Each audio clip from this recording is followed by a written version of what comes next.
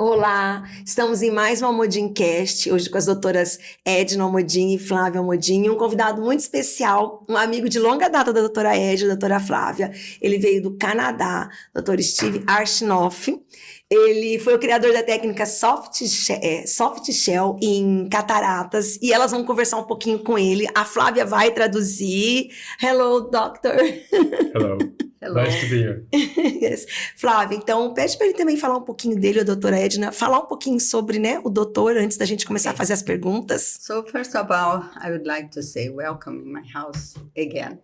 Thank you. And to introduce you, there is no words that I can say everything about you.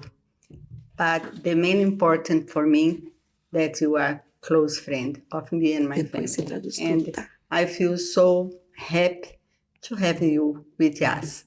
And because this sometimes we want to learn more something with you, okay? Welcome in our city. And say a little bit, how many times have you been in Brazil? Wait a minute. Not invited by me, but about One everybody. minute. Agora tem que traduzir o que você falou. Fala você em português. Traduz para você. Eu quero dizer que ele é uma pessoa que é importante dentro da oftalmologia, mas que a principal importância para mim é que ele é muito amigo meu e da minha família.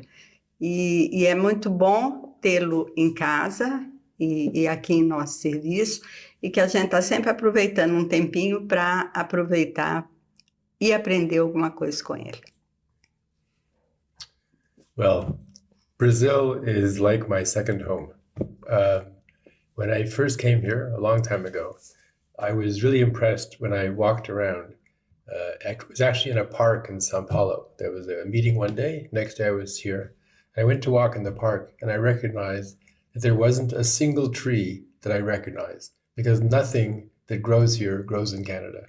Wow. And between Canada and Brazil have about the same amount of water. And together we have between a third and a half of all the world's water. The difference is that here it's lush tropical forests, and in Canada it's ice. And when Canada's ice melts, the rest of the world's going to have a lot more water. But I love Brazil. I've been here, I think, 14 times. Wow. 12 of those times I came to see you and your family. Yes. Without Congress, when we had the marriage from Yeah, many things. You know. We had a soccer game. We played a lot of good things, a lot of good times. And it's just wonderful to be here. And I can tell you, when I come to Brazil now, I come mostly because I want to see your family. Thank you very much. More than anything else. I love your daughters, your grandchildren. They're such nice people. Your whole family is terrific. And I hope you come visit us also in Canada. I remember when you came to the meeting I held in Quebec City, I wanted to take her and Jeepa skating, and the rink melted. Remember we went to the canal and it was water. How can you go skating on water? But it was funny. I wanted to give them experiences. We did dog sledding and all kinds of things. Yes. That was very fun. Yeah, it was a lot of fun. Então ele disse que o Brasil é a segunda casa dele, né? Ele fica muito feliz de vir aqui, não só pelo Brasil, porque ele gosta muito, mas por causa da nossa família. Ele já veio 14 vezes. Ele veio no seu casamento, não foi? Então, das 14 vezes que ele veio ao Brasil, 12 ele veio nos visitar, né? Incluindo, que nem você falou, nosso casamento, meu, da Juliana, da Paula, da família. Foi para congresso, sim, mas foi para passeios também. Que a primeira vez que veio foi em São Paulo, foi numa reunião, e ele foi passear no parque. E ele não reconhecia uma árvore, porque é muito diferente do que tem lá no Canadá, né? Mas que ele gostou muito e que ele gosta muito daqui. E que é um prazer sempre estar, né, com a gente, que seja ele aqui ou a gente lá. Flávia, é engraçado que ele comentou também que as árvores que crescem aqui nos dão frutos que lá eles não têm. Então, dessa vez... Ele viu o maracujá que ele não conhecia. Você falou Porto Rico, né? Pergunta o que ele achou, então, antes da gente entrar na técnica de Porto Rico, que é tão pertinho, que tem um rio, que é uma das nossas maravilhas também, né? So she asked you about what did you find interest in Puerto Rico, because we don't have beach here and the people likes too much to go there. Well, it's beautiful. It's warm. It was amazing to go for the drive to get there, to pass all the orange groves and the things that grow. The most amazing thing in Brazil for a Canadian is that everything grows here. I remember we were playing in the pool, and they're playing this game in Portuguese about naming the fruits. The fruits, yes. None of the fruits grow in Canada. And all the kids learned the names, and I was like, what is this? What's this? It was interesting. É que a gente estava brincando, eu com os meus filhos, e tem uma brincadeira de criança, que um fica lá na ponta e tem que adivinhar a fruta que tá pensando. E eles pensam, assim, nas frutas mais difíceis. Mas ninguém ia acertar. E aí, minha mãe tava conversando com o Steve, enquanto eu brincava com as crianças, e conhecia aquelas frutas. E é o que ele falou, lá não tem isso. Lá não tem essas frutas, né? Nem nada que a gente conhece. E ele falou, a criança de 6 anos já conhece essas frutas aqui. E ele fica encabulado que as frutas são muito frescas, porque as de lá sempre vêm de fora. De forma das qualidades, nossa. Vamos falar um pouquinho da One técnica. second. But what I did do with Ed and Jiba when they came to Quebec City, I took them to a sugar shack, it's called. And a sugar shack is where you take the maple syrup from the trees and you put it on the ice and you eat it. Wow. So she and Jiba were dressed up like they're going to the Arctic. And I had my jacket open because it was reasonably warm. For you? Yeah, it was only about -5, so it was okay. Wow. It wasn't very cold, and we were playing and having fun. So what I brought them is the house I live in now, I have a mile of forest behind me, and we have sugar maple trees there. So I have my family, we make our own maple syrup. And so I brought Jiba some, and I brought a little one for each of you, for your children, to have it's our own maple syrup. So we call it Blue Forest Maple Syrup, because that's the name of my street, and that's the name of the forest behind us. Wow. And they do it home. That's wonderful. So, and it's the best maple syrup you can buy in the world, because we boil it for longer so it gets more intense, and it's really very good. Wow, congratulations. So Maple syrup only comes from the St. Lawrence Valley. The only place in the world you can buy maple syrup is from those trees that grow between Toronto and maybe just past Quebec City. And you do it by yourself? Yeah. Wow. We do it ourselves. Very nice. Yeah. Traduz? Eles têm uma árvore que é típica do Canadá, que eles fazem o maple syrup, que é um xarope. Por isso que tem um colégio que é maple, né? Que é uma folha do Canadá, né? Até tem colégios canadenses. Que é um xarope, como que você... É um mel. Não é um mel, eu gosto muito daquilo ali, né? Que eles usam, que eles comem com panqueca, com aqueles French toast, né? Aquilo lá.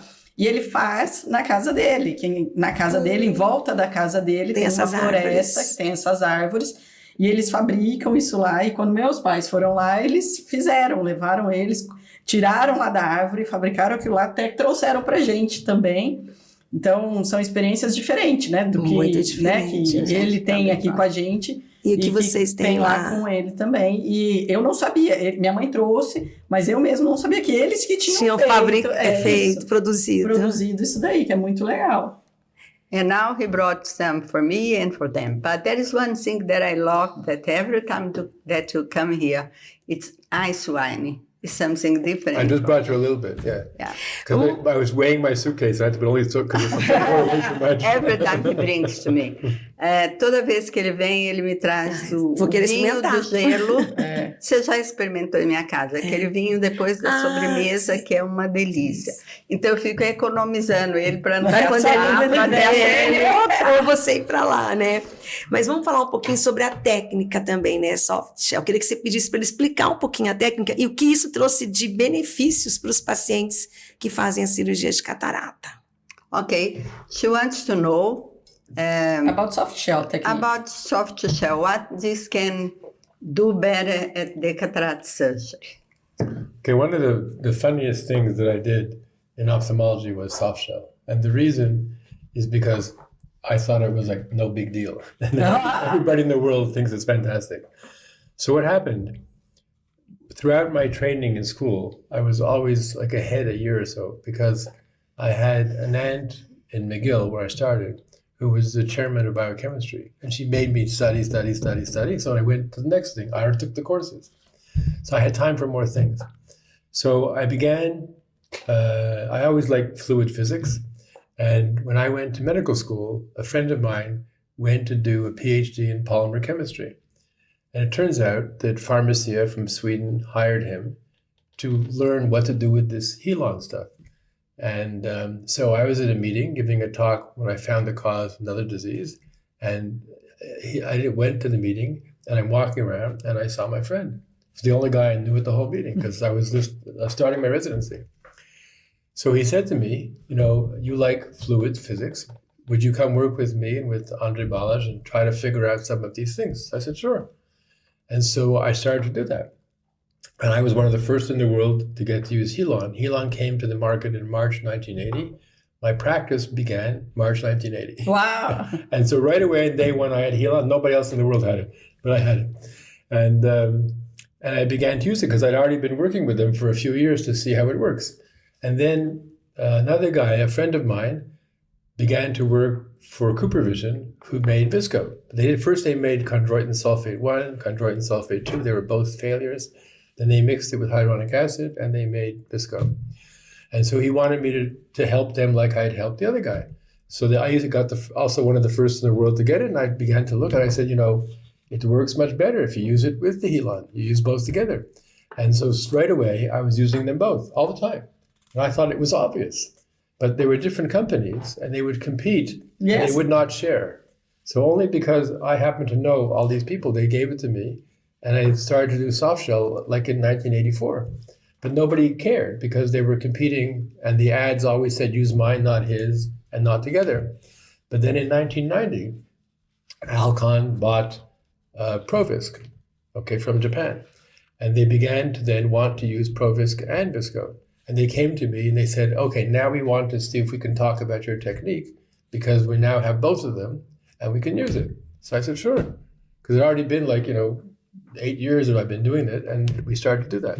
And we dreamed up a name of soft shell, and we went to various things, and it was fun. And one of the first places I came was in about 1995. They sent me to Sao Paulo, and they asked me if I would go there and talk to them about soft shell and how only Alcon had Provisk and Visco.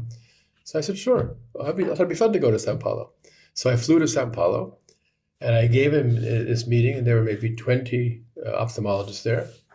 But before I talked, and I got up, and this person who was now the head of Alcon in Switzerland, or all over Europe, I think, and she had been in Brazil before, and they moved her to do Europe because she could speak different languages, and in Europe it helps.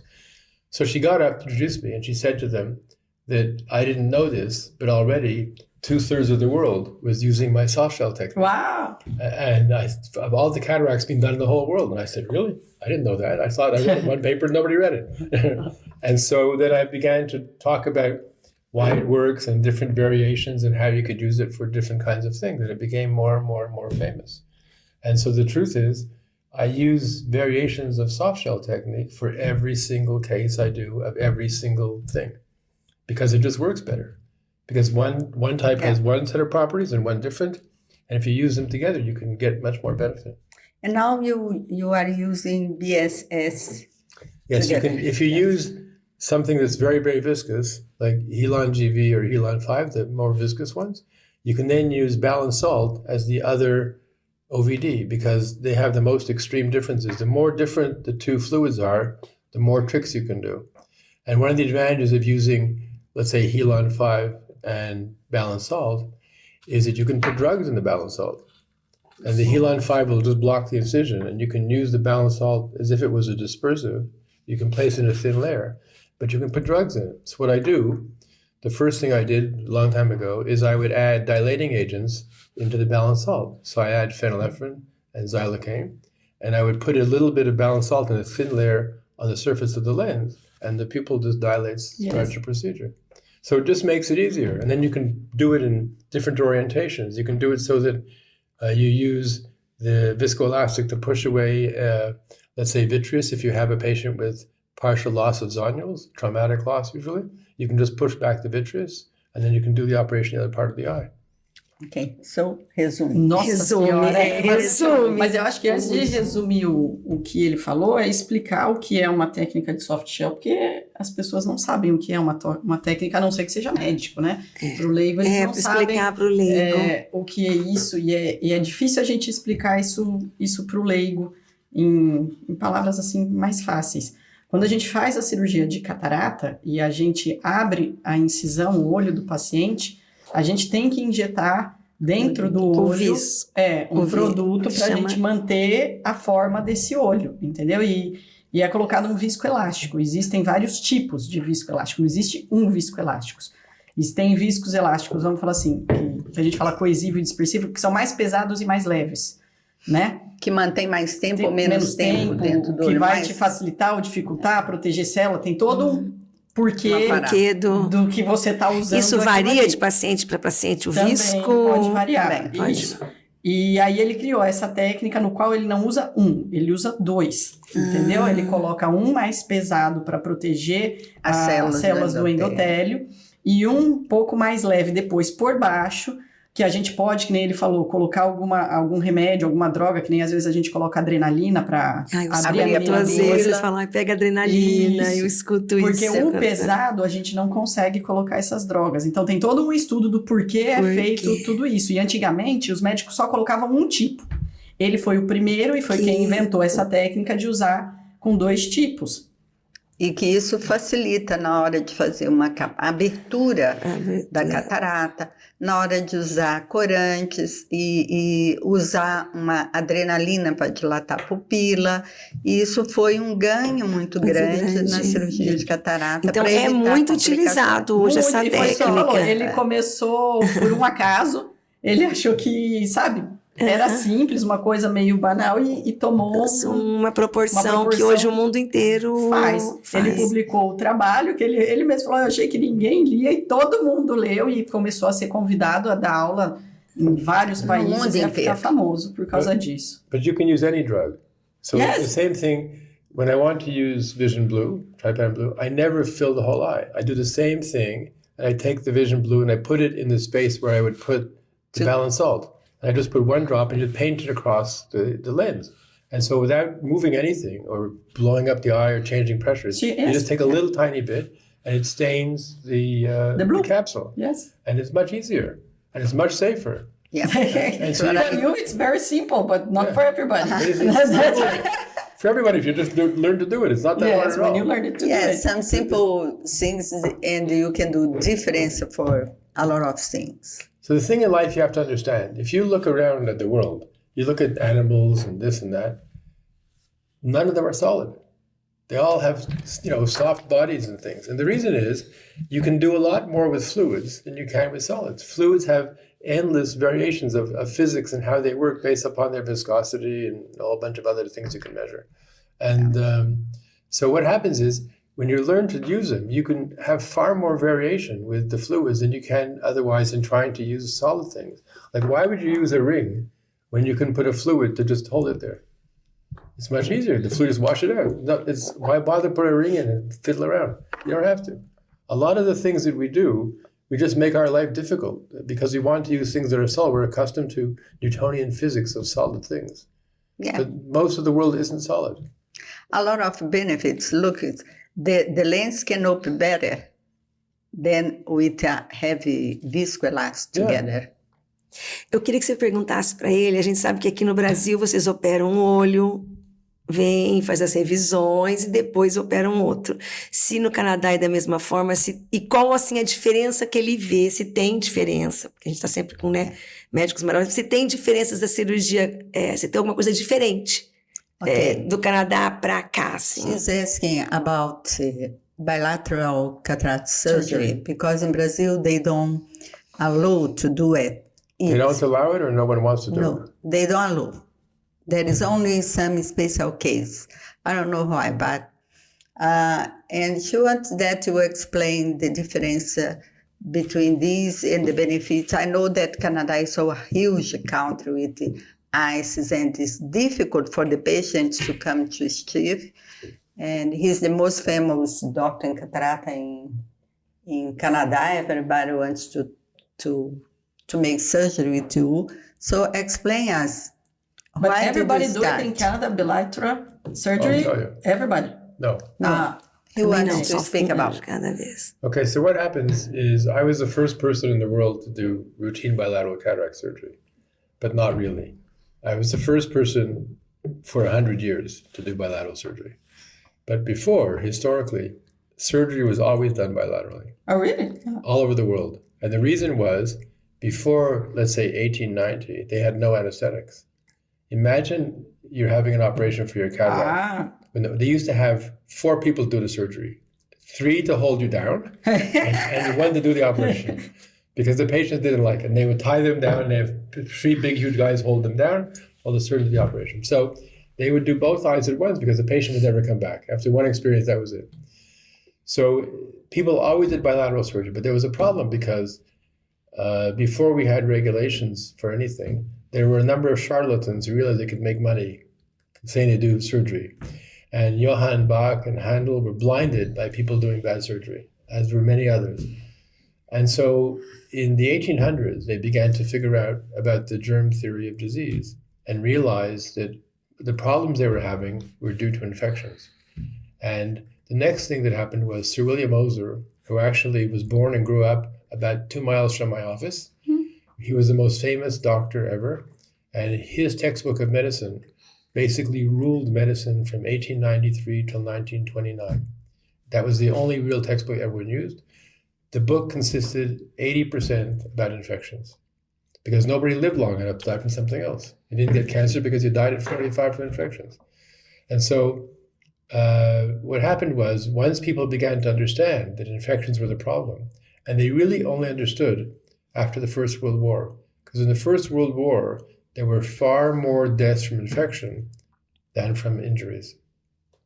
And because they would be in the mud and they get this and that and typhus, and they had all kinds of infections. So when people began to realize that, they realized, oh, maybe the problem is infections. And they began to pass rules just before the Second World War that you could not do bilateral anything. You couldn't do bilateral legs, knees, eyes. There was no bilateral surgery. And then it became entrenched that the problem was infections. And when we trained, and you trained, everyone said, you can't do bilateral surgery. But no one told you why. The reason was because in 1920, they had infections from the First World War that they couldn't deal with. But since 1920, we have antibiotics, we have all kinds of things. We have much more sterile operating rooms. The risk of infection is much lower. So before they used to use antibiotics properly, infection rate in eye surgery was between 1 in 200 and 1 in 500, depending how clean the operating room was. But that's pretty lousy. Yeah. And then the Americans are very proud of themselves because they claim they have 1 in 2,000. The truth is, you should have less than 1 in 20,000. If you use antibiotics right, you have a very, very low infection rate. So when I began to do this, I also worked on the antibiotics. That's why I also write papers on antibiotics. And we got the infection rate in our place, and among the people who copied me and first did bilateral surgery, by 2000, our infection rate was down to 1 in 20,000. It was very low. So we were doing very well, and we weren't afraid of doing bilateral surgery because the infection rates were almost nothing. And if you say, what's the chance of bilateral infections? Well, if you change everything and it's totally sterile and do it like 2 operations, the risk of the infection in both eyes together is roughly the square of 1 in 20,000. Now, it's not exactly the square because maybe the patient has an infection in their skin. You get somebody who may have a reason beyond that, or an idiot who goes and rubs his eyes. Right? So you may get something else, but really it's close. So really the risk of getting bilateral simultaneous endophthalmitis is about 1 in 100 million. The chance of you winning the lottery is 3 times higher. Right? So, it's to worry about that, it's insane because it's not a realistic risk. And now that I use the intracameral drugs in everybody, the infection rate is extremely low. Like I've had no infections in 20 years. And what about the other doctors in Canada? So the other doctors have started to copy me. And strangely enough, the place I left, the province of Quebec, I left because they were anti-English, and I came to Ontario. I go lecture there, and they were the first ones to adopt my intracameral antibiotics and bilateral surgery. And in Quebec City, in Laval, a big university, now they do 75% of the cases are bilateral surgery. And throughout Quebec, the default procedure is bilateral cataract surgery. Vamos resumir. Ele falou que há muito tempo agora, ele foi o primeiro, né, na modernidade aí a fazer, mas que isso não é uma coisa nova. Que antigamente, antes lá de... Da Segunda Guerra Mundial. Não, antes da Primeira, 1900 e bolinhas lá, era feita a cirurgia de catarata, era bilateral, com 4 médicos. 3 para segurar e 1 para fazer a cirurgia, porque não existia anestesia.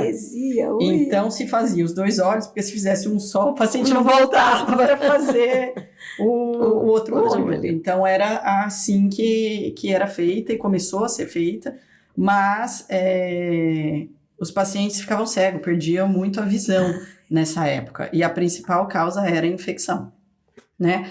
E por isso que depois de anos, né, veio a Primeira Guerra Mundial, que ele falou, e muita gente morreu na Primeira Guerra, não por injúrias, né, da guerra, mas por infecção. Muita gente acabou morrendo por infecção, e aí muita coisa melhorou, né, com questão de antibióticos e tudo mais, mas que foi a partir daí, por causa de infecção e risco de perder a visão, que colocaram que tinha que ser feito um olho de cada vez. Né, e todo mundo aprendeu, o mundo inteiro, a fazer tudo. Ele falou, não só o olho, vai fazer uma cirurgia na perna, uma cirurgia outra coisa, faz um e depois faz o outro, principalmente por causa do risco de infecção.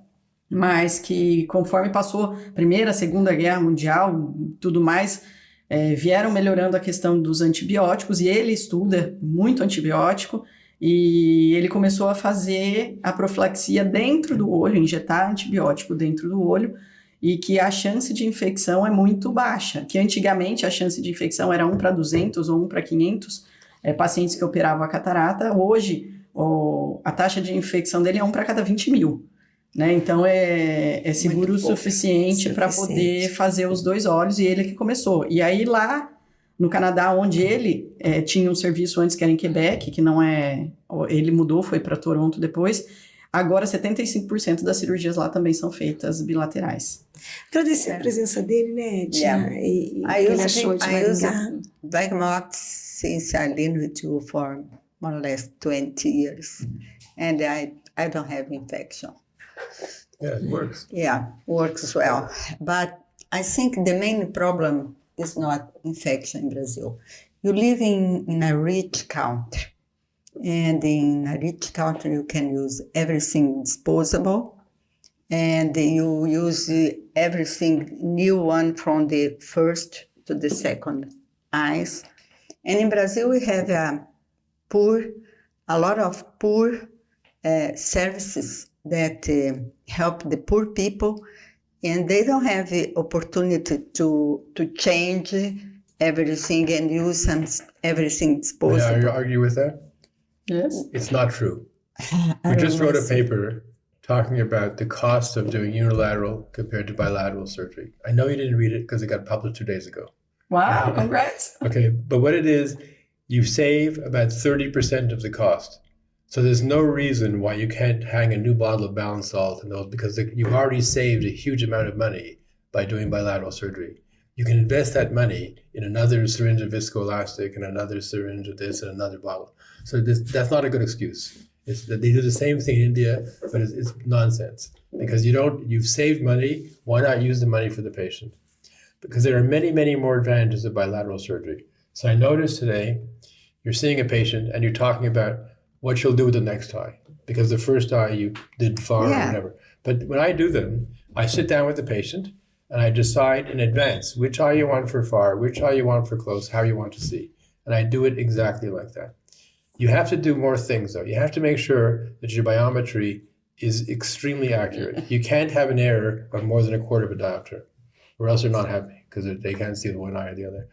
And once you get all these things straightened out, then you can just do them. And you sit with them and you plan what they want. You do it, both eyes. They're happy as hell the next day. They go home and they see fine. Yeah. If you pay this way, it's true. But for the patient, they spend less because they can have everything in one surgery. Yeah. But for the government, it's not so real. They don't pay disposable for anybody. And they can't to have one money. pen to but from it's the very machine difficult to change. every. But you save 30% of the cost. just in administrative costs and various things and bringing the patient into the... You can use that money for If you the do the devices same, for the the patient. way that you do in Canada, but it's not the same in Brazil, they use one pen to do 10 surgeries. Usually. Yeah, Steve. But you this save, is the real... whatever they pay, let's say they pay 400 reais for surgery. They save 100. They could use that for the bottle, right? Ok. Ok, vamos, né, But they don't agradecer a want to. That's the presença problem. dele. They don't né? want to. They don't want to, that's the problem. Right. I completely agree. Yeah. Vamos agradecer então a presença, né, So, do doutor. okay. So, go ahead. Just say thank you very much. Yeah, thank you very much. For this podcast, we are very happy to have you here. You are always welcome, you know that? That's why I always come. Yes, and we're very happy with you here. Yeah, Thank very you. much. Obrigada, Rose. Thank you. Thank you very much. Esse foi mais um Almodincast, né, com a presença do Dr. Steve. E vocês curtam, compartilhem, né, e passam essas informações para as pessoas que querem saber um pouquinho mais sobre catarata.